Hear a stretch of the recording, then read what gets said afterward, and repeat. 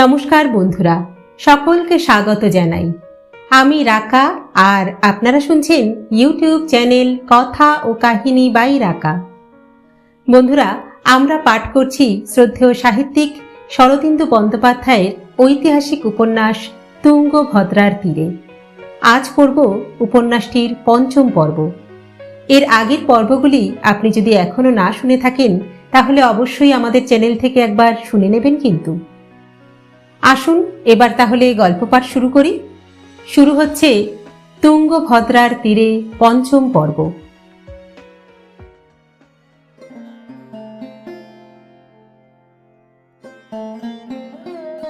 একে একে 10 দিন কাটিয়া গেল, কিন্তু মহারাজের নিকট হইতে অর্জুনের আহ্বান আসিল না।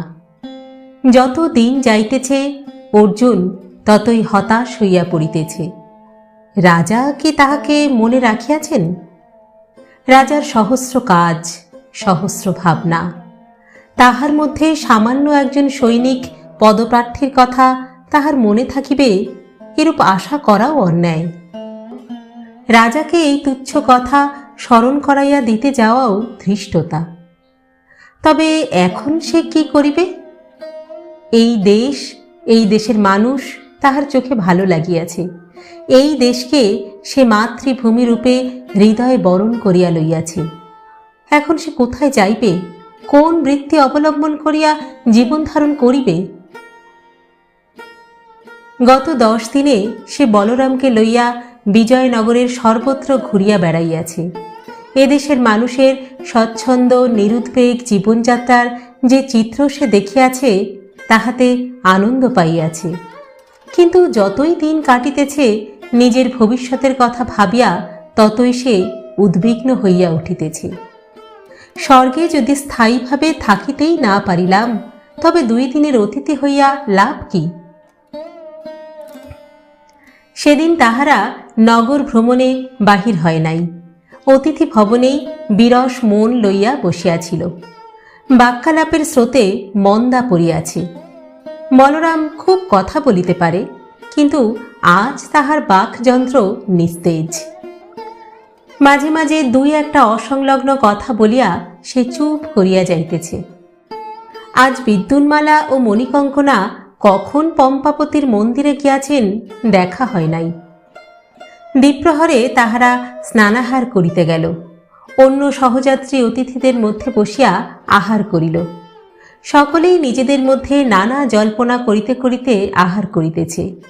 কেহ ঘোড়ার মতো প্রকাণ্ড ছাগল দেখিয়াছে, তাহারই উত্তেজিত বর্ণনা দিতেছে। আবার কেহ তুরানী সৈনিকদের সঙ্গে আলাপ করিয়াছে, তাহাদের বিচিত্র ভাষা ও ভাবভঙ্গি অনুকরণ করিয়া দেখাইতেছে। সকলের মনই ভাবনাহীন। এদিকে রাজকীয় দাক্ষিণ্যের জোয়ার পূর্ণ বেগে প্রবাহিত হইতেছে, ভাটার কোনো লক্ষণ নাই। অর্জুন ও বলরাম নীরবে আহার শেষ করিয়া উঠিয়া আসিল। কক্ষে ফিরিয়া বলরাম শয্যায় অঙ্গ প্রসারিত করিল। অর্জুন দেওয়ালে ঠেস দিয়া বসিল।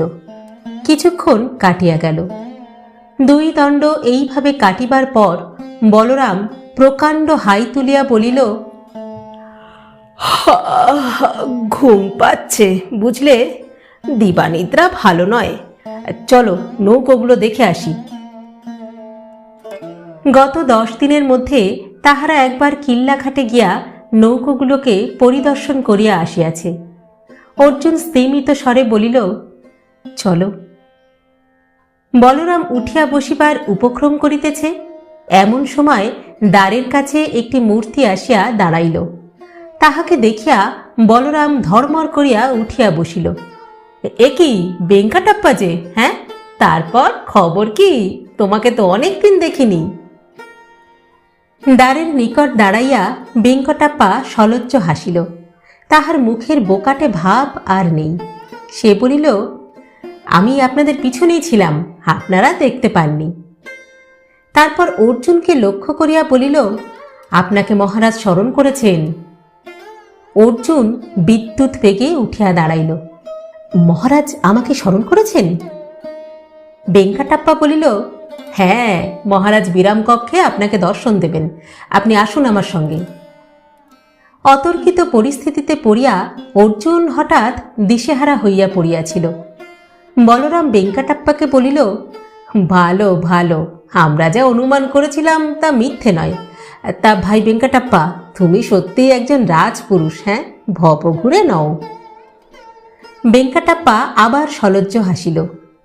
অর্জুন বলিল, তুমি একটু অপেক্ষা করো, আমি এক্ষুনি তৈরি হয়ে নিচ্ছি। বেঙ্কাটাপ্পা দ্বারের পাশে সরিয়া গেল।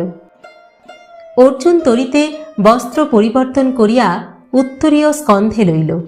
ঘরের কোণে লাঠি দুটি দাঁড় করানো ছিল, সে দুটি হাতে লইয়া দ্বারের দিকে অগ্রসর হইলে বলরাম তাহার কাছে আসিয়া হর্ষকণ্ঠে বলিল, লাঠি নিয়ে যাচ্ছ যাও, কিন্তু রাজার কাছে বোধহয় লাঠি নিয়ে যেতে দেবে না। তা সে যা হোক, শোনো অর্জুন, রাজার প্রসন্নতা যদি পাও, আমার কথাটা কিন্তু ভুলো না ভাই। অর্জুন বলিল, ভুলব না, আগে দেখি রাজা কি জন্য ডেকেছেন। সভাগৃহের দ্বিতলে মহারাজ দেবরায় পালঙ্কে অর্ধ শয়ান হইয়া মন্থরভাবে তাম্বুল জর্পণ করিতেছিলেন। পালঙ্কের পাশে ভূমিতলে আসন পাতিয়া বসিয়া লক্ষণ মল্লভ নির্বিকার মুখে সুপারি কাটিতেছিলেন এবং মাঝে মাঝে এক টুকরা সুপারি মুখে ফেলিয়া চিবাইতেছিলেন। কক্ষটি শীতল ও ছায়াচ্ছন্ন, অন্য কেহ উপস্থিত নাই, তবে দ্বারের বাহিরে প্রতিহারিণী আছে। রাজা ও মন্ত্রীর মধ্যে বিশ্রম্ভালাপ হইতেছিল। রাজা বলিলেন, আহমেদ শাহ অনেকদিন চুপ করে আছে, আমার মন বলছে তার মতলব ভালো নয়, এতদিন চুপ করে বসে থাকার ছেলে সে নয়। লক্ষণ মল্লভ পানের বাটা হইতে একখণ্ড হরিতকি বাছিয়া লইয়া মুখে দিলেন, বলিলেন, তা বটে, কিন্তু বহমনি রাজ্যে আমাদের যে গুপ্তচর আছে তারা জানাচ্ছে ওখানে যুদ্ধের কোনো আয়োজন নেই। সিপাহীরা ছাউনিতে বসে গোস্ত্রুটি খাচ্ছে আর হুল্লোড় করে বেড়াচ্ছে। দেবরায় বলিলেন, ওরা ধূর্ত এবং শট, কপটতাই ওদের প্রধান অস্ত্র। ওদের বিরুদ্ধে লড়তে হলে আমাদেরও কপট এবং শট হতে হবে। ধর্মযুদ্ধ চলবে না। যুদ্ধে আবার ধর্ম কি? হ্যাঁ, যুদ্ধ কর্মটাই তো অধর্ম। ধর্মযুদ্ধ করতে গিয়েই তো ভারতবর্ষ উচ্ছন্নে গেল। মন্ত্রী বলিলেন, সত্য কথা মহারাজ, ছলে বলে কৌশলে বিজয় লাভ করাই যুদ্ধের ধর্ম, অন্য ধর্ম এখানে অচল। আর মুসলমানরা এই মূল কথাটা জানে বলেই বারবার হিন্দুদের যুদ্ধে পরাজিত করছে। রাজা বলিলেন, আমার বিশ্বাস আহমেদ শাহ আমাদের গুপ্তচরদের চোখে ধুলো দিয়ে চুপি চুপি গুপ্ত আক্রমণের জন্য প্রস্তুত হচ্ছে। লক্ষণ মল্লভ বলিলেন, আমরাও প্রস্তুত আছি মহারাজ। আমাদের 11 লক্ষ সৈন্যের মধ্যে মাত্র 30,000 সৈন্য কুমার বিজয়ের সঙ্গে দক্ষিণে আছে। বাকি সব তুঙ্গভদ্রার 100 ক্রোশব্যাপী তীর সীমান্তে থানা দিয়ে বসে আছে। জবনদের সাধ্য নেই তাদের ভেদ করে রাজ্য আক্রমণ করে। রাজা ঈষৎ হাসিলেন, বলিলেন, আমি জানি আমরা প্রস্তুত আছি, কিন্তু তবু সতর্কতা শিথিল করা চলবে না। প্রস্তুত থাকা অবস্থাতেও নিশ্চিন্ততা আসে। আর 2-1 দিনের মধ্যে আমি উত্তর সীমান্তে সেনা পরিদর্শনে যাব। এই সময় কক্ষদ্বারের প্রতিহারিণী দ্বার মুখে আসিয়া দাঁড়াইল এবং জানাইল যে অর্জুন বর্মা আসিয়াছে। রাজা বলিলেন, পাঠিয়ে দাও। অর্জুন প্রবেশ করিয়া যথারীতি ঊর্ধ্ববাহু প্রণাম করিল। বলা বাহুল্য, লাঠি দুটি তাহাকে বাহিরে রাখিয়া আসিতে হইয়াছিল। রাজার সকাশে অস্ত্র লইয়া গমন নিষিদ্ধ। দেবরায় অর্জুনকে বসিতে ইঙ্গিত করিলেন। সে পালঙ্কের পায়ের দিকে ভূমিতে বসিল। রাজা স্নিগ্ধ হাসিয়া বলিলেন, অর্জুন বর্মা, অতিথিশালায় সুখে আছো তো? অর্জুন বলিল, আগে আছি মহারাজ। রাজা বলিলেন, নগর পরিভ্রমণ করছো শুনলাম, তা কেমন দেখলে? অর্জুন উচ্ছ্বসিত হইয়া নগরের প্রশংসা করিতে চাহিল, কিন্তু উচ্ছ্বাস তাহার কণ্ঠ দিয়া বাহির হইল না। সে ক্ষীণ কণ্ঠে বলিল, আগে ভালো মহারাজ। রাজা বলিলেন, যে লোকটি তোমার সঙ্গে ঘুরে বেড়ায় সে কে? অর্জুন দেখিল বেঙ্কাটাপ্পার কৃপায় তাহার গতিবিধি কিছুই রাজার অগোচর নয়। সে বলিল, তার নাম বলরাম কর্মকার, বাংলাদেশের মানুষ, রাজকুমারীদের সঙ্গে নৌকোয় এসেছে, আমার সঙ্গে তার বন্ধুত্ব হয়েছে। রাজা তখন বলিলেন, সে থাক, তুমি তো আমার সৈন্য দলে যোগ দিতে চাও, তা পূর্বে কখনো যুদ্ধ করেছ? আগে না আর্য, কার পক্ষে যুদ্ধ করব? কেন, যবন সৈন্য দলে হিন্দু সৈনিকও তো আছে। আচ্ছা, তুমি অবশ্য ভল্ল ও অসি চালনা জানো। আমার পদাতি এবং অশ্বারোহী 2 শ্রেণীর সৈন্যদলই আছে, তা তুমি কোন দলে যোগ দিতে চাও? অর্জুন যুক্ত করে বলিল, মহারাজের যেমন ইচ্ছা, আমি অশ্ব চালাতে জানি, কিন্তু আমি আরেকটি বিদ্যা জানি মহারাজ, যার বলে ঘোড়ার চেয়েও শীঘ্র যেতে পারি। লক্ষণ মল্লভ মুখ তুলিলেন। রাজা ঈষৎ ভ্রুভঙ্গি করিয়া বলিলেন, সে কেমন? অর্জুন বলিল, আগে 2টি লাঠির উপর ভর দিয়ে আমি দ্রুততম অশ্বকেও পিছনে ফেলে যেতে পারি। রাজা উঠিয়া বসিলেন, বলিলেন, লাঠির উপর ভর দিয়ে? এ কেমন বিদ্যা, তুমি আমাকে দেখাতে পারো? অর্জুন বলিল, আগে হ্যাঁ মহারাজ, আমি এখনই দেখাতে পারি। আমার লাঠি দুটি সঙ্গে এনেছিলাম, কিন্তু প্রতিহারিণী কেড়ে নিয়েছে। রাজা করতালি বাজাইলেন। প্রহরিণী দ্বার সম্মুখে আবির্ভূতা হইল। রাজা বলিলেন, অর্জুন বর্মার লাঠি নিয়ে এসো। অবিলম্বে লাঠি লইয়া প্রহরিণী ফিরিয়া আসিল। অর্জুনের হাতে লাঠি দিয়া প্রস্থান করিল। রাজা বলিলেন, এবার দেখাও দেখি। অর্জুন উত্তরীয়টি স্কন্ধ হইতে লইয়া কোমরে জড়াইল। দৃঢ়বদ্ধ উন্নত বক্ষ অনাবৃত হইল। তারপর সে গ্রন্থিযুক্ত দীর্ঘ বংশজ্যেষ্ঠী দুটি 2 হাতে ধরিয়া 2 পায়ের সম্মুখে দাঁড় করাইল। ডান পায়ের অঙ্গুষ্ঠ ও অঙ্গুলি দিয়া বংশদণ্ডের একটি গ্রন্থি চাপিয়া ধরিয়া ক্ষিপ্রভাবে বংশের উপর উঠিয়া পড়িল। সঙ্গে সঙ্গে অন্য বংশদণ্ডটি বাঁ পায়ে সংযুক্ত করিল।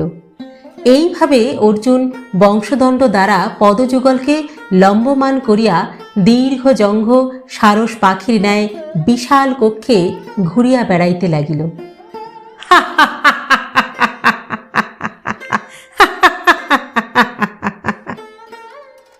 রাজা উচ্চ কণ্ঠে হাসিয়া উঠিলেন। লক্ষণ মল্লভও হাসিলেন। ব্যাপারটি যুগপদ হাস্য ও বিস্ময় উৎপাদক। অর্জুন যষ্ঠিদণ্ড হইতে অবতরণ করিয়া রাজার সম্মুখে দাঁড়াইল। রাজা বলিলেন, তুমি এই লাঠিতে চড়ে ঘোড়ার চেয়ে চড়ে ছুটতে পারো? অর্জুন সবিনয়ে বলিল, আগে পারি মহারাজ। চমৎকার। মহারাজের চোখে চিন্তার ছায়া পড়িল। তিনি কিয়ৎকাল অর্জুনের মুখের উপর চক্ষু রাখিয়া চিন্তা করিলেন। শেষে বলিলেন, পরীক্ষা করা প্রয়োজন। অর্জুন বর্মা, তুমি আজ যাও, কাল প্রাতঃকালে সূর্যোদয়ের পূর্বে এখানে এসে আমার সঙ্গে দেখা করবে। তোমাকে একটা বিশেষ কাজে পাঠাবো। উল্লসিত মুখে অর্জুন বলিল, যথা আজ্ঞা মহারাজ, যথা আজ্ঞা। 2 পা গিয়া আবার সে রাজার দিকে ফিরিল। কুণ্ঠিত মুখে বলিল, আর্য, ক্ষমা করবেন। আমাকে যখন অনুগ্রহ করেছেন তখন আমার বন্ধু বলরামের কথা বলতে সাহস পাচ্ছি। বলরামের কথা আপনাকে তো আগেই বলেছি। সে লৌহ কর্মে নিপুণ, তারও কিছু গুপ্তবিদ্যা জানা আছে, মহারাজকে নিবেদন করতে চায়। রাজা বলিলেন, ভালো ভালো, তা তোমার বন্ধুর নিবেদন পরে শুনব। তুমি কাল প্রত্যুষে লাঠি নিয়ে আসবে। আজ্ঞে মহারাজ, আসব। অর্জুন প্রস্থান করিলে রাজা ও মন্ত্রী দৃষ্টি বিনিময় করিলেন। রাজা বলিলেন, অর্জুন বর্মা যদি লাঠিতে চড়ে ঘোড়ার চেয়ে দ্রুত যেতে পারে, তাহলে ওকে দিয়ে দৌত্যের কাজ আরও ভালো হবে, কি বলেন? এমনকি ওর দেখা দেখি দণ্ডারোহী দূতের দলও তৈরি করা যেতে পারে। আগে আমিও তাই ভাবছিলাম। লক্ষণ মল্লভ ক্ষণেক নীরব থাকিয়া বলিলেন, গুলবর্গার সংবাদ অর্জুন বর্মাকে বলা হলো না। দেবরায়ের মুখ গম্ভীর হইল। তিনি বলিলেন, বলবো স্থির করেই তাকে ডেকেছিলাম, কিন্তু বলতে পারলাম না, মায়া হলো। কাল ওকে দক্ষিণে বিজয়ের কাছে পাঠাবো, সেখান থেকে ফিরে আসুক, তারপর গুলবর্গার খবর বলবো। বলা বাহুল্য, এই 10 দিন দেবরায় নিশ্চেষ্ট ছিলেন না। গুলবর্গায় গুপ্তচর পাঠাইয়া অর্জুন সম্বন্ধে তথ্য সংগ্রহ করিয়াছিলেন, তারপর তাহাকে ডাকিয়া পাঠাইয়াছিলেন। অর্জুন যাহা বলিয়াছিল সমস্তই সত্য।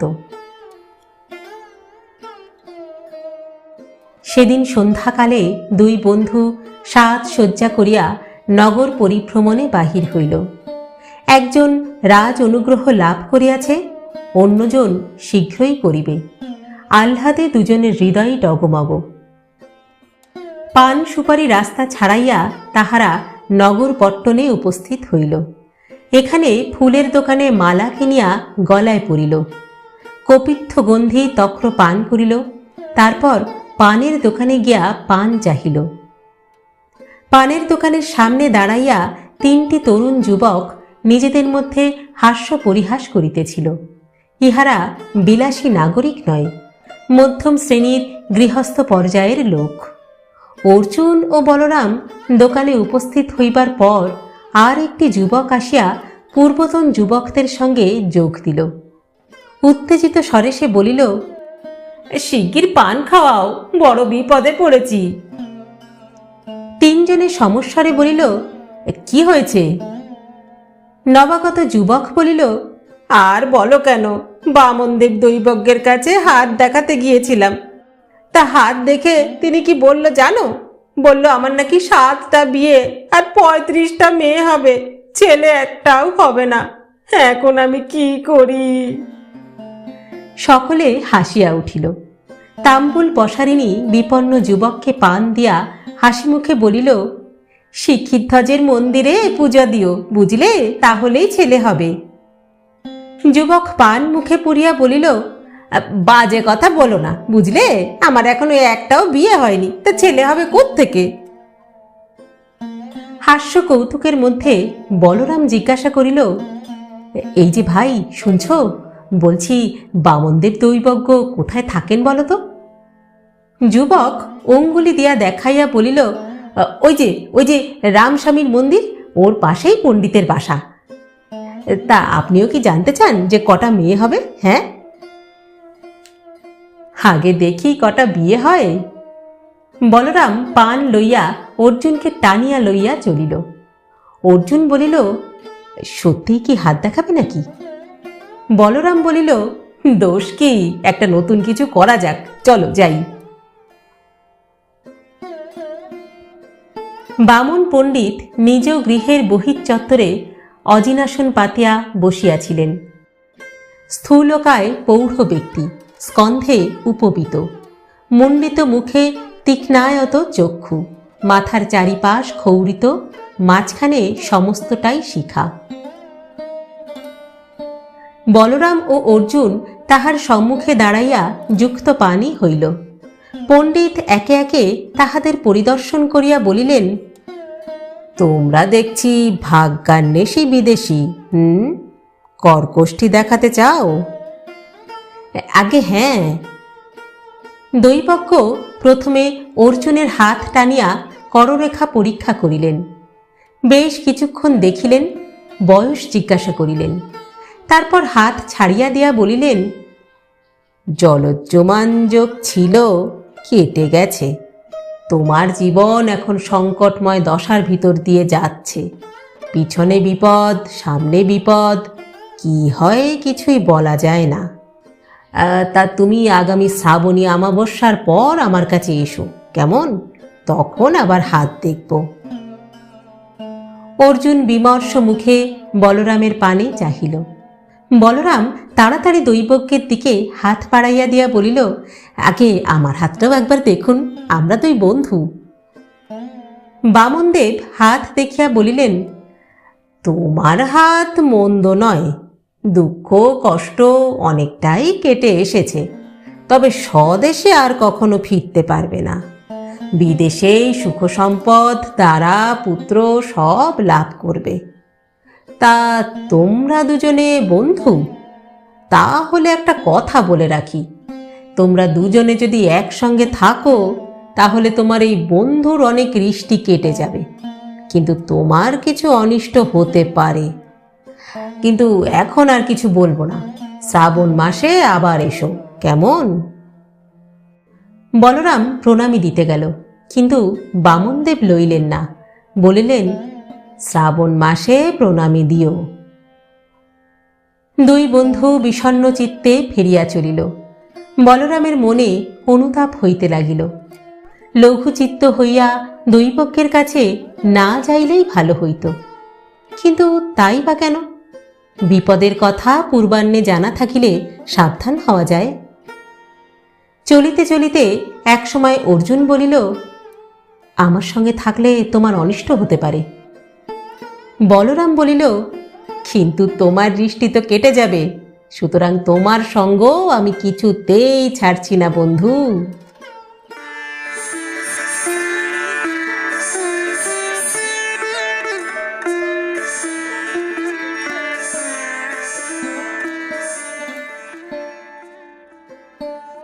অতি প্রত্যুষে উঠিয়া অর্জুন ধরা চূড়া বাঁধিল, লাঠি হাতে লইয়া বলরামকে বলিল, বলরাম বলরাম, আমি চললাম, কোথায় যাচ্ছি কবে যাচ্ছি কিছুই জানি না।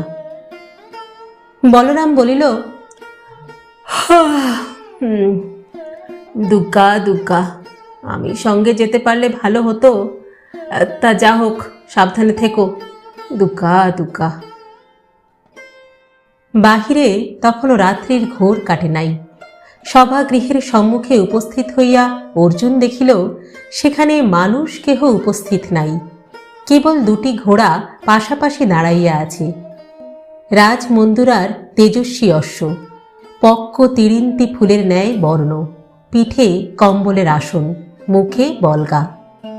ঘোড়া দুটি নিশ্চল দাঁড়াইয়া আছে, কেবল তাহাদের কর্ণ সম্মুখে ও পিছনে নড়িতেছে। অর্জুনকে তাহারা চোখ বাঁকাইয়া দেখিল ও অল্প নাসাধ্বনি করিল। অর্জুন দাঁড়াইয়া রহিল, সভাগৃহে সাড়া শব্দ নাই। কিছুক্ষণ পর বাহিরের দিক হইতে এক মনুষ্য মূর্তি দেখা দিল। কৃশ খর্বাকৃতি মানুষটি, মাথায় বৃহৎ পাগড়ি, কোমরে তরবারি, বয়স অর্জুন অপেক্ষা ৬-৭ বছরের জ্যেষ্ঠ। সে কাছে আসিয়া অর্জুনকে সন্দিগ্ধ অপাঙ্গ দৃষ্টিতে নিরীক্ষণ করিতে লাগিল। তারপর সভাগৃহের দ্বিতল হইতে পিঙ্গলা আসিয়া জানাইল মহারাজ দুইজনকেই আহ্বান করিয়াছেন। মহারাজ দেবরায় ইতিমধ্যে প্রাতঃ স্নান পূর্বক দেব পূজা সমাপন করিয়াছেন। সূর্যোদয়ের পূর্বেই রাজকার্য আরম্ভ হইয়া গিয়াছে। অর্জুন ও দ্বিতীয় ব্যক্তি রাজার বিরামকক্ষে উপস্থিত হইয়া দেখিল মহারাজ পালঙ্কের উপর উপবিষ্ট। তাহার সম্মুখে 2টি কুণ্ডলিত যৌত মুদ্রাঙ্কিত পত্র। দুইজনে যথারীতি প্রণাম করিয়া রাজার সম্মুখে দাঁড়াইল। বলা বাহুল্য অর্জুনের লাঠি ও দ্বিতীয় ব্যক্তির তরবারি প্রতিহারিণীর নিকট গচ্ছিত রাখিতে হইয়াছিল। রাজা বলিলেন, স্বস্তি, তোমাদের দুজনকেই একসঙ্গে দূত করে পাঠাচ্ছি বিজয় রায়ের কাছে। অনিরুদ্ধ, তুমি পথ চেনো, তুমি অর্জুনকে পথ দেখিয়ে নিয়ে যাবে। পথে চটিতে ঘোড়া বদল করবে। আর এই নাও দুজনে 2 পত্র। স্কন্ধাবারে পৌঁছে পত্র কুমার বিজয়ের হাতে দেবে। 2 পত্রের মর্ম যদিচ একই, তবু দুইজনেই কুমার বিজয়কে পত্র দেবে, বুঝেছ? উত্তরে তিনি তোমাদের পৃথক 2টি পত্র দেবেন। সেই পত্র নিয়ে তোমরা ফিরে আসবে। একত্র আসার কোনো প্রয়োজন নেই, যে যত শীঘ্র পারবে ফিরে আসবে। আশু কর্মে তোমাদের পাঠাচ্ছি। মনে রেখো, বিলম্বে কর্মহানির সম্ভাবনা। অনিরুদ্ধ রাজার হাত হইতে লিপি লইয়া নিজের পাগড়িতে বাঁধিয়া লইল। তাহার দেখা দেখি অর্জুনও লিপি লইয়া পাগড়িতে বাঁধিল। রাজা বলিলেন, এই নাও, কিছু স্বর্ণ মুদ্রা সঙ্গে রাখো, পথে প্রয়োজন হতে পারে। দক্ষিণ দিকের তোরণের রক্ষীদের বলা আছে, কেউ তোমাদের বাধা দেবে না। এখন যাত্রা করো, শুভমস্তু। রাজার নিকট বিদায় লইয়া দুইজনে অস্ত্রাদি উদ্ধার করিয়া নিচে নামিল। অশ্ব দুটি পূর্বপথ নাড়াইয়াছিল। তাহাদের পৃষ্ঠে আরোহণপূর্বক ঘোড়া ছুটাইয়া দিল।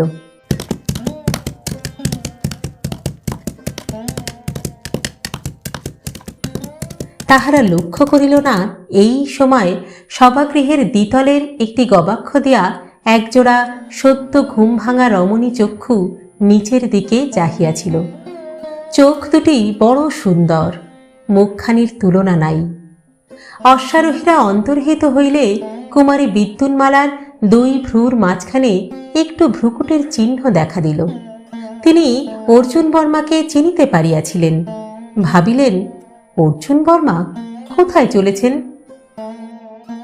আজ ঘুম ভাঙিয়া উঠিয়া বিদ্যুন্মালা অলস অর্ধপ্রমিল মনে মহলের বাতায়নগুলির পার্শ্বে ঘুরিয়া বেড়াইতেছিলেন।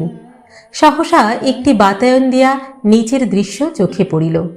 তাহার সমগ্র চেতনা সজাগ ও উদ্বিগ্ন হইয়া উঠিল। কিন্তু তিনি কাহাকেও কোনো প্রশ্ন করিতে পারিলেন না। প্রশ্নগুলি মনের মধ্যেই রহিল। তারপর যথাসময়ে তিনি পম্পাপতির মন্দিরে গেলেন। সারা দিন মনটা উদাস বিভ্রান্ত হইয়া রহিল।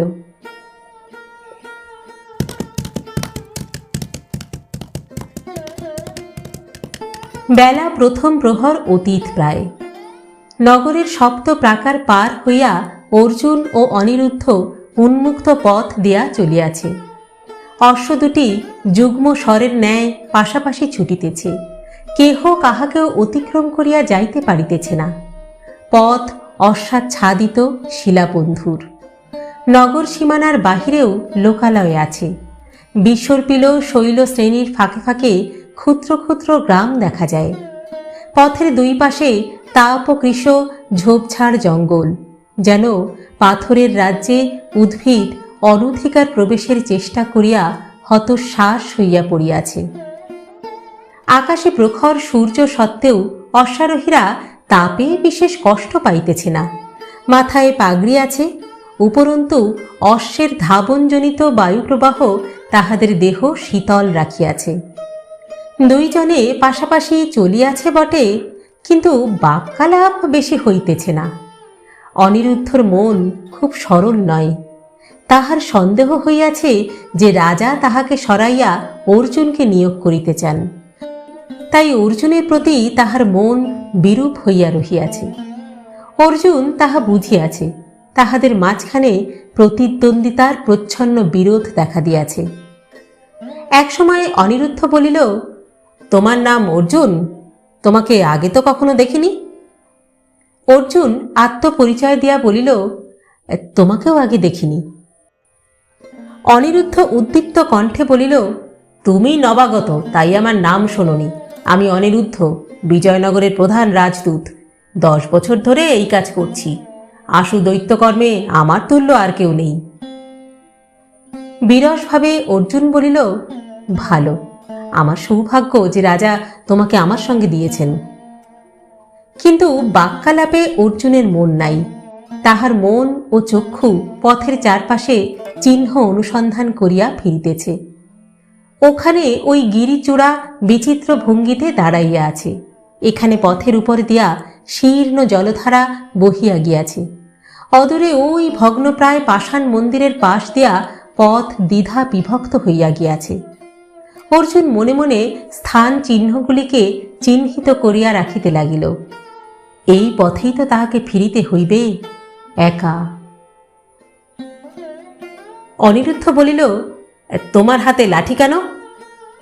যার যেমন অস্ত্র, তোমার তরোয়াল আর আমার লাঠি। কিন্তু দুটো লাঠির কি দরকার? অর্জুন একটু হাসিল, বলিল, একটা লাঠি দিয়ে লড়ব, তারপর ভেঙে গেলে অন্য লাঠি দিয়ে লড়ব।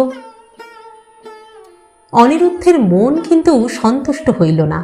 তাহার সন্দেহ হইল যে লাঠি দুটির অন্য কোনো তাৎপর্য আছে। দ্বিপ্রহরে তাহারা পান্থশালায় পৌঁছিল। পথের কিনারে ক্ষুদ্র প্রস্তর নির্মিত গৃহ, তাহার পাশে ছায়া শীতল একটি বৃহৎ বটবৃক্ষ। বৃক্ষতলে 2টি অশ্ব বাঁধা রহিয়াছে।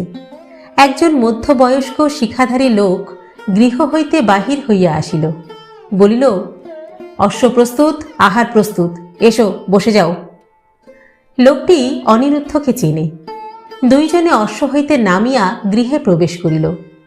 ঘরে পাঠিকার সম্মুখে আহার্যের থালি, জলের ঘটি। ক্ষুধার্থ পিপাসার্থ 2 জনে বিনা বাক্য ব্যয়ে বসিয়া গেল। অর্ধদণ্ডের মধ্যে আহার সমাপ্ত করিয়া তাহারা নূতন ঘোড়ার পিঠে চড়িয়া বসিল। পৌঢ় ব্যক্তি বলিল, সেনাদলের ছাউনি আরো পূব দিকে সরে গেছে। সন্ধ্যার আগে পৌঁছলে দূর থেকে ধোঁয়া দেখতে পাবে, আর রাত্রে পৌঁছলে আগুন দেখতে পাবে।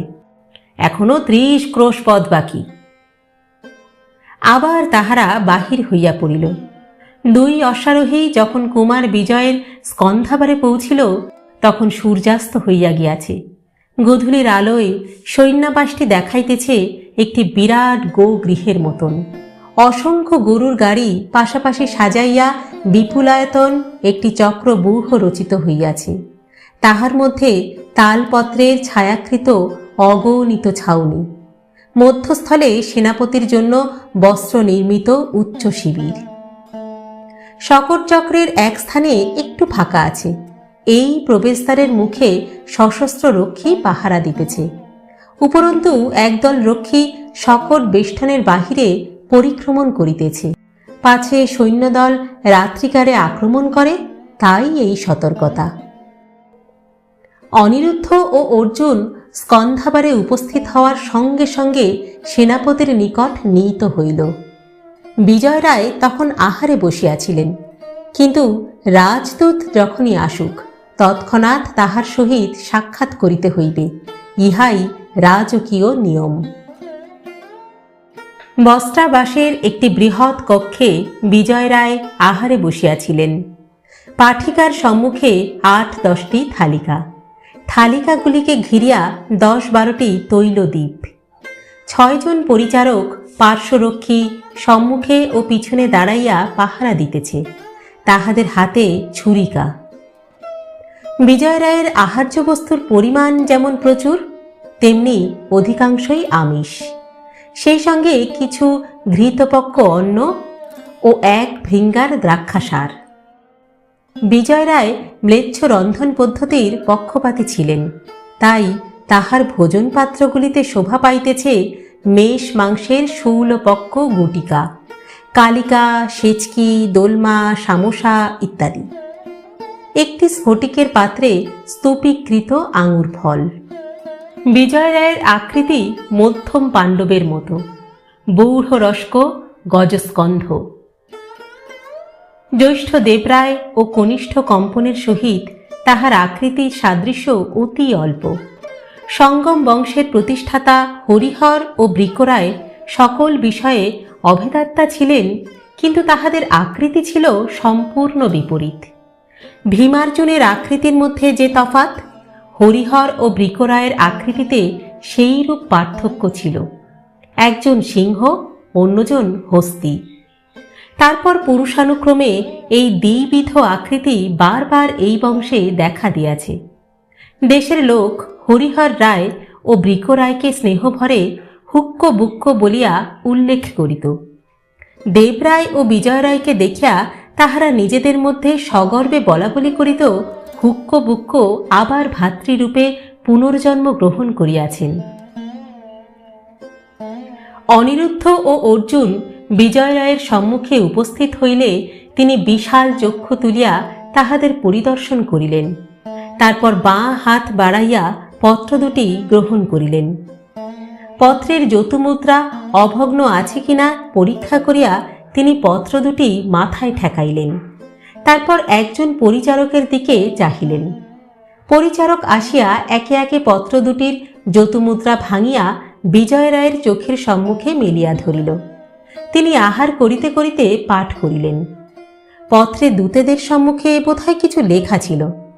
পত্র পাঠান্তে বিজয় রায় উভয়ের প্রতি আবার নেত্রপাত করিলেন। বিশেষভাবে অর্জুনকে তিনি লক্ষ্য করিলেন। তারপর জিমুথ মন্দ্র স্বরে বলিলেন, তোমরা পানাহার করো গিয়ে, 2 দণ্ডের মধ্যে পত্রের উত্তর পাবে। মহারাজের আজ্ঞা, যত শীঘ্র সম্ভব বার্তা নিয়ে ফিরে যাবে।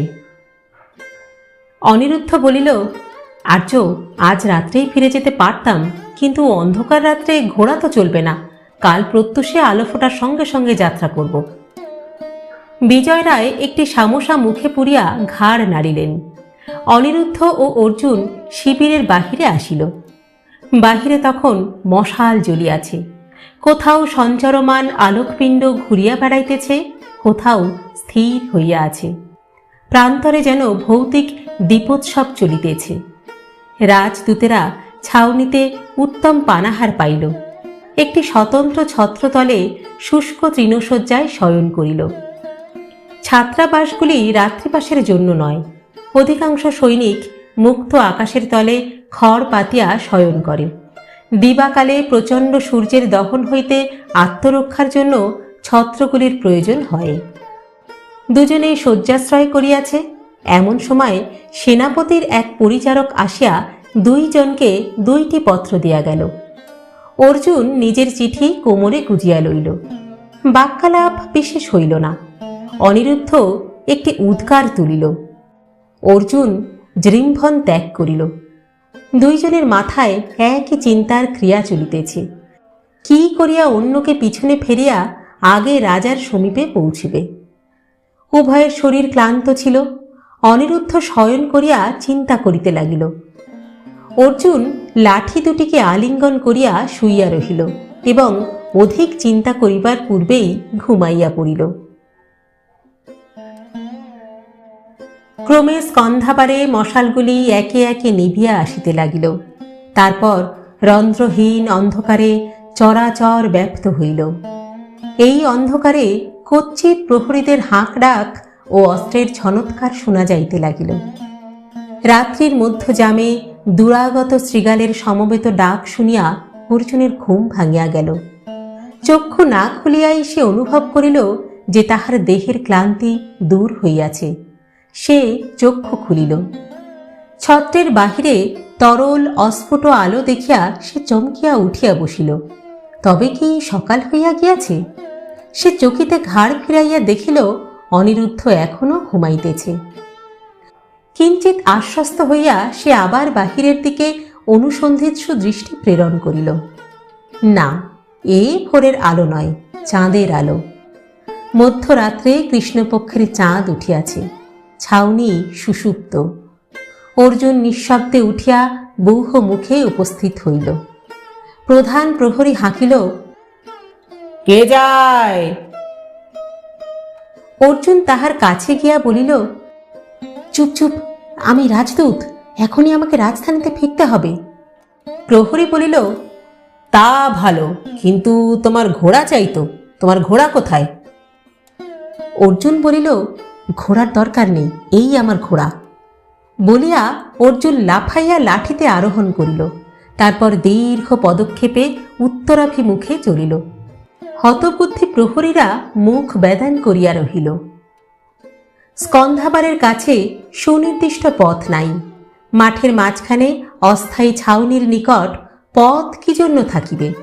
অর্জুন কৃষ্ণপক্ষের অর্ধভুক্ত চাঁদকে ডান দিকে রাখিয়া চলিল। ক্রোশেক দূর চলিবার পর পথ মিলিল। চন্দ্রালোকে অস্ফুট রেখা, তবু পথ বলিয়া চেনা যায়। তবে চেনা গেলেও সাবধানতার প্রয়োজন। পথ সিধা নয়। ঘুরিয়া ফিরিয়া ঢিবা ঢাবা বাঁচাইয়া সে চলিয়াছে। কোথাও 2 ভাগ হইয়া গিয়াছে। এই সব স্থানে আসল পথটি চিনিয়া লইতে হইবে। পথের দিকে দৃষ্টি রাখিয়া চলিতে চলিতে অর্জুনের মুখে একটু হাসি দেখা দিল। স্কন্ধাবার কখন পিছন দিকে অদৃশ্য হইয়া গিয়াছে? কোথাও জনপ্রাণী নাই। ভাগ্যে এই সময় কেহ তাহাকে দেখিতে পাইতেছে না।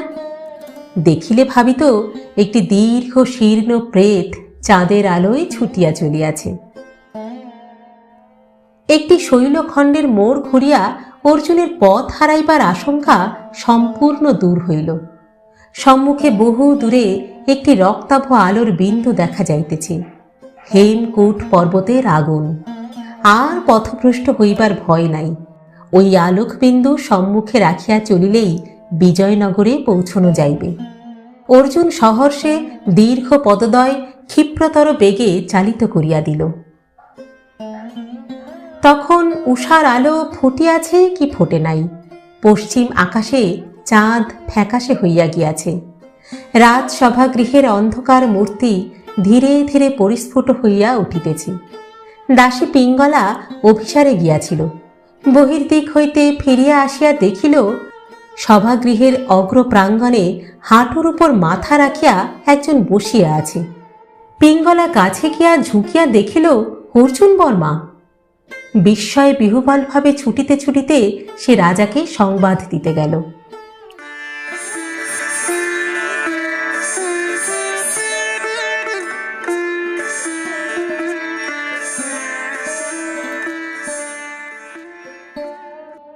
রাজা বলিলেন, অর্জুন বর্মা, আজ থেকে তুমি আমার অতিথি নও, তুমি আমার ভৃত্য। তোমাকে আশুগতি দূতের কাজ দিলাম, এও সামরিক কাজ। তোমার গুপ্তবিদ্যা রাজনীতির ক্ষেত্রে অতি মূল্যবান। এ বিদ্যা গুপ্ত রাখা প্রয়োজন। কেবল মুষ্টিমেয় লোককেই তুমি এ বিদ্যা শেখাবে, কিন্তু সে পরের কথা। আর্য লক্ষণ, অর্জুন বর্মার বাসস্থান নির্দেশ করুন। রাজপুরীর কাছে হবে, অথচ গোপন স্থান হওয়া চাই। অর্জুন বর্মা যে রাজকার্যে নিযুক্ত হয়েছে এ কথা অপ্রকাশ থাকাই বাঞ্ছনীয়।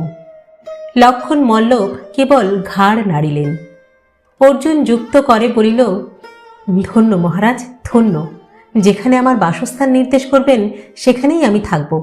আর যদি অনুমতি করেন, আমার বন্ধু বলরামও আমার সঙ্গেই থাকবে। বলরামের কথা কি আপনার স্মরণ আছে মহারাজ? রাজা বলিলেন, আছে। আজ আমার সভারোহণের সময় হলো। তুমি যাও, সারাদিন অতিথিশালায় বিশ্রাম করবে। সন্ধ্যের পর তোমার বন্ধুকে নিয়ে এসো, দেখব কেমন তার গূঢ়বিদ্যা।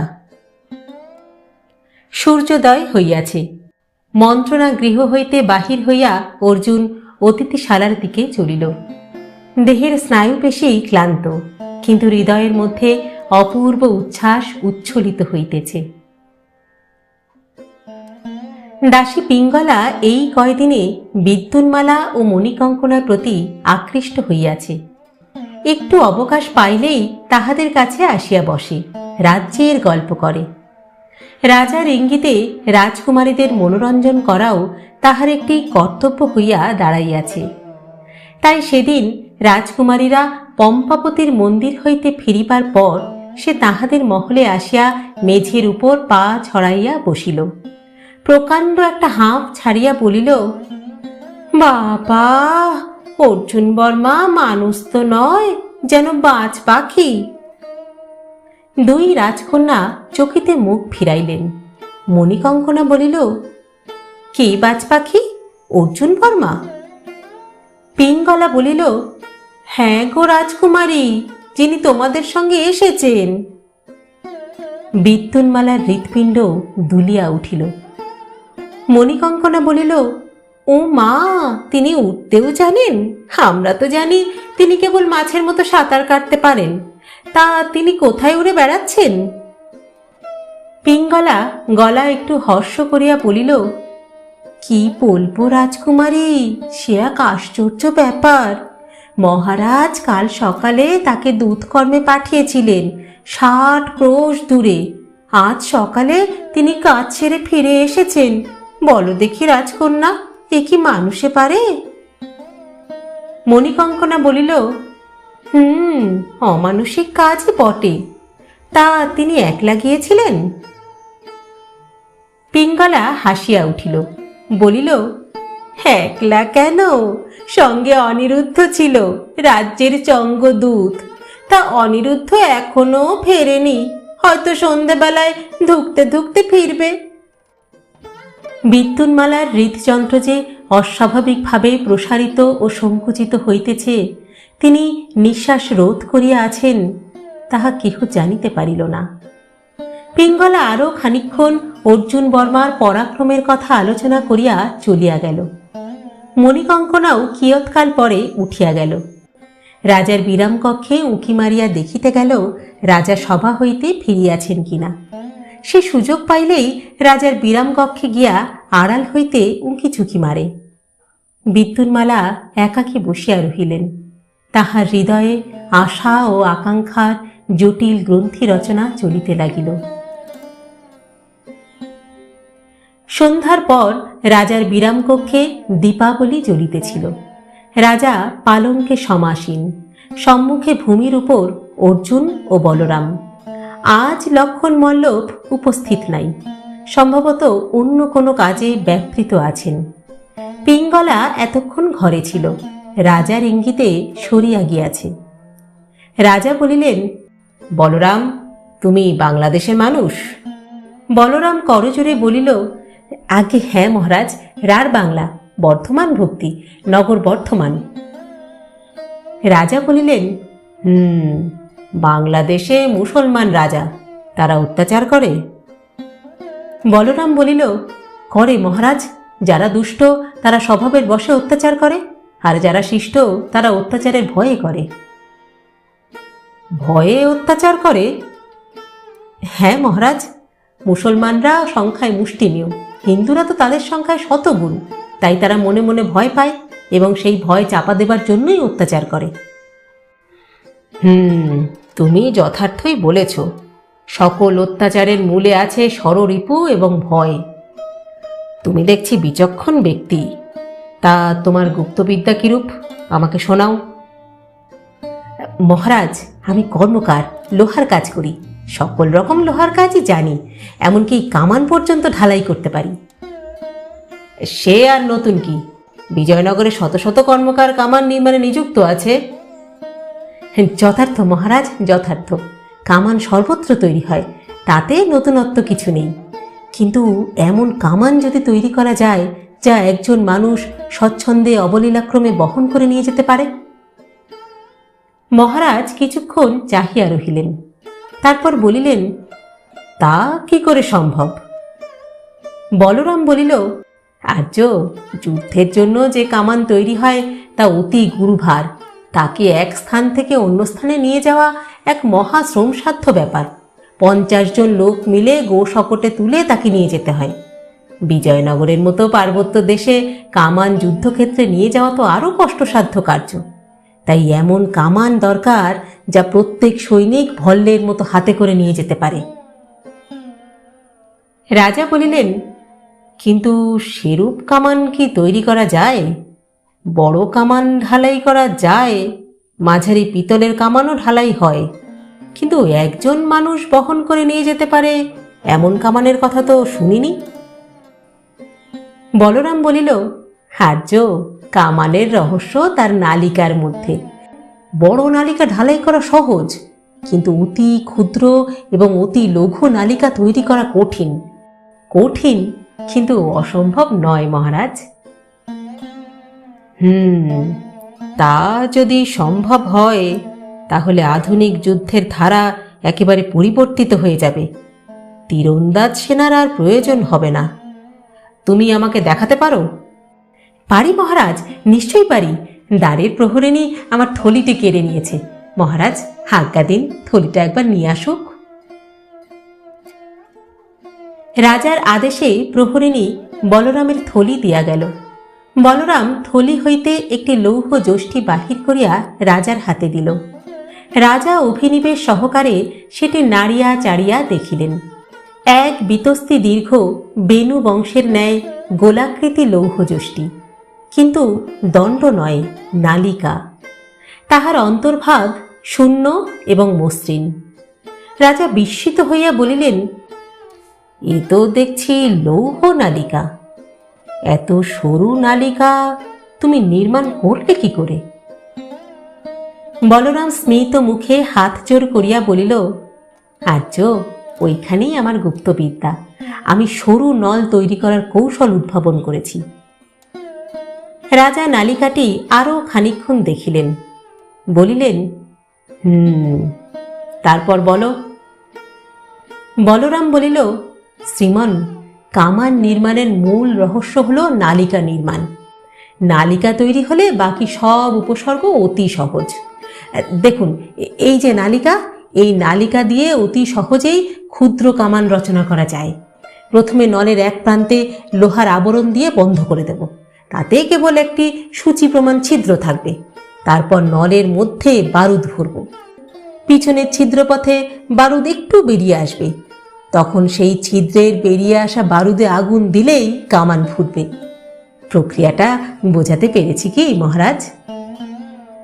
রাজা আরও কিছুক্ষণ নলটি নাড়িয়া চাড়িয়া দেখিলেন, তারপর বলিলেন, বুঝেছি, কিন্তু পরিপূর্ণ যন্ত্রটি কেমন হবে এখনো ধারণা করতে পারছি না। তুমি তৈরি করে আমাকে দেখাতে পারো? পারি মহারাজ, নিশ্চয়ই পারি, তবে 2-4 দিন সময় লাগবে। তাতে ক্ষতি নেই, তুমি যন্ত্র প্রস্তুত করো। সম্পূর্ণ যন্ত্রটি যুদ্ধে ব্যবহারের যদি উপযোগী হয়। এমন সময় ধননায়ক লক্ষণ উপস্থিত হইলেন। রাজা তাহাকে বলিলেন, আর্য লক্ষণ, এদের বাসস্থান নির্দেশের কি ব্যবস্থা করলেন? লক্ষণ মল্লব বলিলেন, আগে পুরো ভূমির মধ্যে বাড়ি হলো না, ওদের গুহায় থাকার ব্যবস্থা করেছি। গুহায়? কোন গুহায়?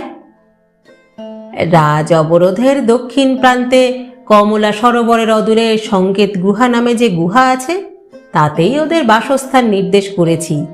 গুহাটি নির্জন, ওদিকে লোক চলাচলও নেই, ওরা আরামেই থাকবে। রাজার হাতের কাছে থাকবে, অথচ বাইরের লোকের দৃষ্টিও আকর্ষণ করবে না। রাজা বলিলেন, ভালো, আজ থেকে তাহলে গুহাবাসীই হোক ওরা, কিন্তু গৃহের আরাম থেকে যেন বঞ্চিত না হয়। আর বলরামের বোধহয় কিছু যন্ত্রপাতির প্রয়োজন হবে। বলরাম বলিল, আর সব যন্ত্রপাতি আমার আছে মহারাজ, কেবল একটি ভস্ত্রা হলেই চলবে। লক্ষণ মল্লব সাম্প্রতিক ঘটনা জানেন না। তিনি বলরামের প্রতি কৌতূহলী দৃষ্টি নিক্ষেপ করিয়া বলিলেন, ভস্ত্রা তুমি পাবে, এখন অনুমতি করুন মহারাজ, এদের গুহায় পৌঁছে দিই। রাজা লৌহ নালিকাটি বলরামকে প্রত্যর্পণ করিয়া বলিলেন, আপনি বলরামকে নিয়ে যান, অর্জুন বর্মার সঙ্গে আমার কিছু কথা আছে। বলরামকে লইয়া মন্ত্রী চলিয়া গেলেন। রাজা অর্জুনের দিকে গম্ভীর দৃষ্টিতে চাহিয়া বলিলেন, অর্জুন বর্মা, একটা দুঃসংবাদ আছে, তোমার পিতার মৃত্যু হয়েছে। অর্জুন দাঁড়াইয়াছিল, ধীরে ধীরে বসিয়া পড়িল। সংবাদ কিছু অপ্রত্যাশিত নয়, এই আশঙ্কাই সে দিনের পর দিন মনের মধ্যে পোষণ করিতেছিল। তবু কণ্ঠের স্নায়ুপেশী সংকুচিত হইয়া তাহার কণ্ঠ রোধের উপক্রম করিল। হৃদযন্ত্র পঞ্জরের মধ্যে ধকধক করিতে লাগিল। চিন্তা করিবার শক্তি ক্ষণকালের জন্য যেন লুপ্ত হইয়া গেল। কেবল মস্তিষ্কের মধ্যে একটা আর্ত চিৎকার ধ্বনিত হইতে লাগিল, পিতা, পিতা। রাজা তাহার অবস্থা দেখিয়া সদয় কণ্ঠে বলিলেন, অর্জুন বর্মা, তোমার পিতা ক্ষত্রিয় ছিলেন, তিনি গৌরবময় মৃত্যুবরণ করেছেন, ধর্মের জন্য প্রাণ দিয়েছেন। এইবার অর্জুনের 2 চক্ষু ভরিয়া অশ্রুর ধারা নামিল। সে রুদ্ধ কণ্ঠে কেবল একটি শব্দ উচ্চারণ করিল, কবে? রাজা বলিলেন, 11 দিন আগে। ম্লেচ্ছরা তাকে গোমাংস খাইয়ে ধর্মনাশের চেষ্টা করেছিল, তিনি অনশনে প্রাণ ত্যাগ করেছেন। তুমি এখন যাও, আজ রাত্রিটা অতিথিশালাতেই থাকো। রাত্রে পিতাকে প্রাণ ভরে স্মরণ করো। কাল তোমার পিতৃশ্রাদ্ধের আয়োজন আমি নিজে করব। এসো বৎস। অর্জুন যখন সভাগৃহের প্রাঙ্গণে আসিয়া দাঁড়াইল, তখন চারিদিকে অন্ধকার জমাট বাঁধিয়াছে, নগর প্রায় নিষ্প্রদীপ। বাষ্পাকুল চোখে আকাশের পানে চাহিয়া তাহার মনে হইল, জগতে সে একা, নিঃসঙ্গ, তাহার হৃদয়ও শূন্য হইয়া গিয়াছে।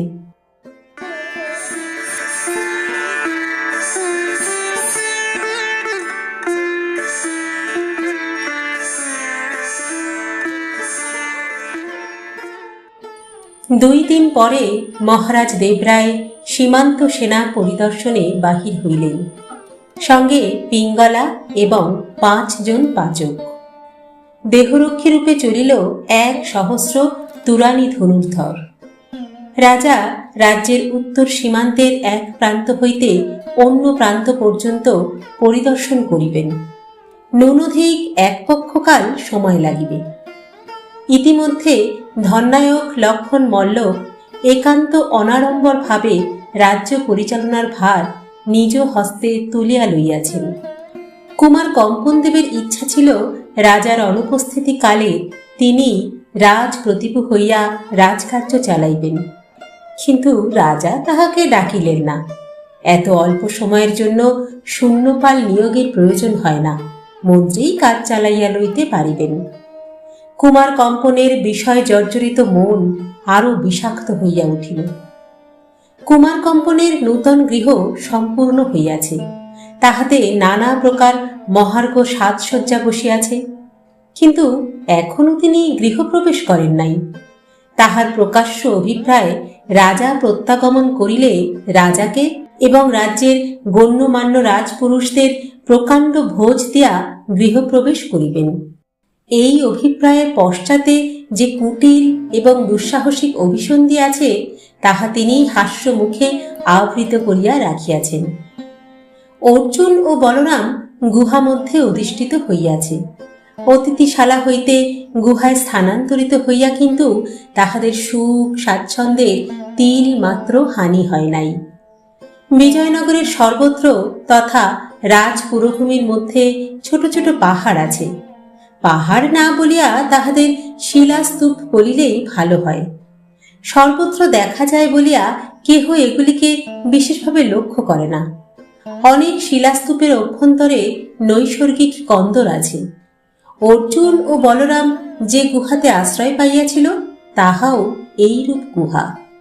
ইতস্তত বিকীর্ণ বড় বড় শিলাখণ্ডের মাঝখানে ক্রমোচ্চ স্তনৈব ভুব একটি স্তূপ। এই শিলায়তনের মধ্যে গুহা। গুহাটি বেশ বিস্তীর্ণ, কিন্তু অধিক উচ্চ নয়। এমন তাহার ত্রিভঙ্গ গঠন যে তাহাকে স্বচ্ছন্দে 2 ভাগ করিয়া 2টি প্রকোষ্ঠে পরিণত করা যায়। পিছন দিকে ছাদের এক অংশে কিছু পাথর খসিয়া গিয়া একটি নাতি বৃহৎ ছিদ্র হইয়াছে। সেই পথে প্রচুর আলো ও বায়ু প্রবাহ প্রবেশ করে। মন্ত্রী মহাশয় যত্নের কোনো ত্রুটি রাখেন নাই। কোমল শয্যা, উপবেশনের জন্য পিঠিকা, জলের কুণ্ড, দীপদণ্ড এবং অন্যান্য তৈজস দিয়া তিনি গুহার শ্রীবৃদ্ধি সাধন করিয়াছেন। রাজপুরীর রন্ধনশালা হইতে প্রত্যহ 2 বার করিয়া একটি দাসী আসিয়া রাজভোগ্য খাদ্য পানীয় ইত্যাদি দিয়া যায়। বলরাম ও অর্জুন একদিন বহিত্রে গিয়া বলরামের লোহা লক্কর ও যন্ত্রপাতি লইয়া আসিয়াছে এবং তাহার মৃদঙ্গাদি বাদ্যও আনিতে ভোলে নাই। 2 বন্ধু নিভৃত নিরালায় সংসার পাতিয়া বসিয়াছে। পিতার শ্রাদ্ধ শান্তির পর অর্জুন ধীরে ধীরে আবার সুস্থ হইয়া উঠিতেছে। তাহার অসহায় বিহ্বল ভাব কাটিয়া গিয়াছে। বর্তমানে যে বৈরাগ্য ও নিস্পৃহতার ভাব তাহার হৃদয়কে অধিকার করিয়াছে, তাহাও ক্রমে ক্রমে কাটিয়া যাইবে। যৌবনের মনোব পীড়া বড় তীব্র হয়, কিন্তু বেশি দিন স্থায়ী হয় না। ক্ষত শীঘ্র শুকায় এবং অচিরাৎ নিশ্চিহ্ন হইয়া যায়। বলরাম হৃদয়ের প্রীতি ও সহানুভূতি দিয়া অর্জুনকে ঘিরিয়া রাখিয়াছে। সে নিজে জীবনে অনেক দুঃখ পাইয়াছে, দুঃখের মূল্য সে বোঝে। তাই তাড়াতাড়ি করিয়া অর্জুনের শোক ভুলাইয়া দিবার চেষ্টা সে করে না, বরং শোকের ভাগ লইয়া শোক লাঘব করিবার চেষ্টা করে। কখনো নানা বিচিত্র কাহিনী বলে, কখনো সন্ধ্যার পর প্রদীপ জ্বালিয়া মৃদঙ্গ লইয়া গান ধরে। শ্রীত কমলা কুচমণ্ডল ধৃত কুণ্ডল কলিত ললিত বনমাল জয় জয় দেব হরে। গুহার যে অংশে ছাতে ফুটা, আজ সেইখানে বলরাম হাপড় বসাইয়াছে। সকালবেলা চুল্লিতে আগুন ধরাইয়া সে কাজ করিতে বসে। অর্জুন তাহার হাপড়ের দড়ি টানে। লৌহখণ্ড তপ্ত হইয়া তরুণার্ক রাগ ধারণ করিলে বলরাম তাহা হাতুড়ি দিয়া পিটিয়া অভীষ্ট রূপ দান করে। কাজের সঙ্গে সঙ্গে গল্প হয়। বলরামই বেশি কথা বলে। অর্জুন কখনো ঘাড় নাড়ে, কখনো দুই একটা কথা বলে। বলরাম বলে, এই গুহাটি বেশ, কি বলো? হ্যাঁ, এর সংকেত গুহার নাম কিন্তু সার্থক। তবে আমরা এখানে আসার ফলে কিন্তু অনেক অভিসারিকারই প্রাণে ব্যথা লেগেছে। অর্জুনের সপ্রশ্ন দৃষ্টির উত্তরে বলরাম মৃদু মৃদু হাসিতে থাকে। বলে, হে গুহাটি রাজপুরীর যুবতী দাসী কিঙ্করীদের গুপ্ত বিহার গৃহ, বুঝলে? অভিসারিকারা কুহুরাত্রে চুপি চুপি আসত, নাগরেরাও আসত। গুহার অন্ধকারে ক্ষীণ দীপশিখা জ্বলত, আর জ্বলত মদনানল। অর্জুন বলে, তুমি কি করে জানলে? বলরাম বলে, তুমি দেখনি? গুহার গায়ে জোড়া জোড়া নাম লেখা আছে তো। কোথাও খড়ি দিয়ে লেখা রত্নমালা দেবদত্ত, কোথাও গিরিমাটি দিয়ে লেখা চন্দ্রচূড় বল্লভা। কতক নাম নূতন, আবার কতক নাম অনেক দিনের পুরনো, প্রায় মিলিয়ে এসেছে, ভালো করে পড়া যায় না। এরা সব এখানে আসতো, বুঝলে? কিন্তু মন্ত্রী মহাশয় বাদ সাধলেন, আমাদের এখানে এনে বসিয়ে দিলেন। ওদের মনে কি দুঃখ লাগলো বলো দেখি? হ্যাঁ, আবার নতুন গুহা খুঁজতে হবে।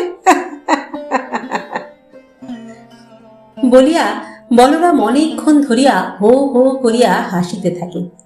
অর্জুনের অধরেও একটু হাসি খেলিয়া যায়।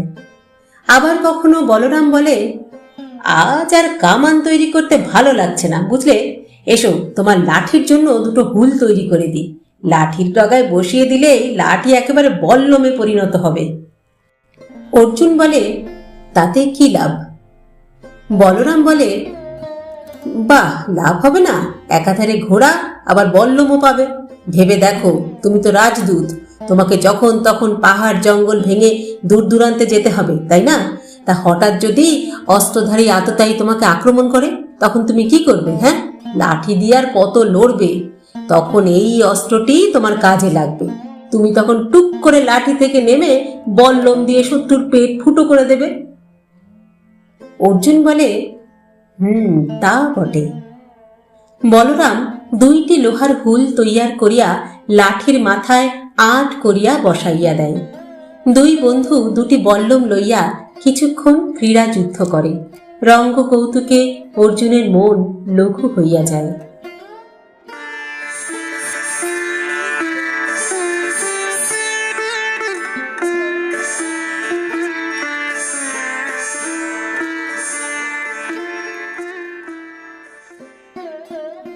শেষ হল তুঙ্গভদ্রার তীরে পঞ্চম পর্ব। লিখেছেন শ্রদ্ধেয় সাহিত্যিক শরদিন্দু বন্দ্যোপাধ্যায়। গল্প পাঠ করলাম আমি রাকা। আপনারা শুনছেন ইউটিউব চ্যানেল কথা ও কাহিনী বাই রাকা। আজকের পর্বটি কেমন লাগলো আপনাদের? কমেন্ট বক্সে অবশ্যই জানাবেন। কিন্তু গল্প পাঠ যদি ভালো লাগে তাহলে অবশ্যই আমাদের চ্যানেলটিকে সাবস্ক্রাইব করবেন এবং একটি ছোট্ট লাইক করে দেবেন। আজ তাহলে এখানেই বিদায় চেয়ে নিচ্ছি। পরবর্তী পর্ব নিয়ে ফিরে আসব খুব শীঘ্র। ততদিন সকলে সুস্থ থাকবেন, ভালো থাকবেন এবং অবশ্যই আমাদের সঙ্গে থাকবেন। নমস্কার।